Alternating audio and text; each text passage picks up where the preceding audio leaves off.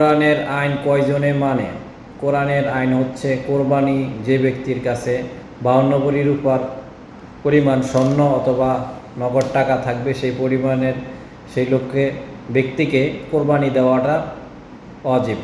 এবং অনেক ব্যক্তি রয়েছে কিন্তু অনেক টাকা আছে তারপরে কোরবানি দেয় না, এবং অনেকে আছে কোরবানি দিয়েও কিন্তু ইসলাম মানে না। কোরবানি দিয়ে গোস্তকে 3 ভাগ করতে হবে সমানভাবে, 3 ভাগ করে 1 ভাগ যে আত্মীয় স্বজন কোরবানি দেয় নাই, যা আত্মীয় স্বজনের মধ্যে 1 ভাগ বিলিয়ে দিতে হবে, আর 1 ভাগ গরিব মানুষের মধ্যে দিতে হবে, আর বাকি 1 ভাগ নিজেরা রাখতে হবে। কিন্তু এখনকার কি সমাজে সেগুলো করে না।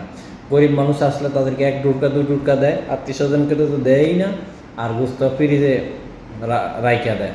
কিন্তু এটা তো ইসলামী শরীয়ত না। অনেকে লোভ অনুযায়ী টাকা পয়সা দেখানোর জন্য কিন্তু কোরবান দেয়, কিন্তু এটাও কিন্তু জায়েজ নাই। হারামের টাকা দিয়েও কোরবানি দেওয়া যাবে না, ঋণগ্রস্ত থাকলেও কোরবানি দেওয়া যাবে না।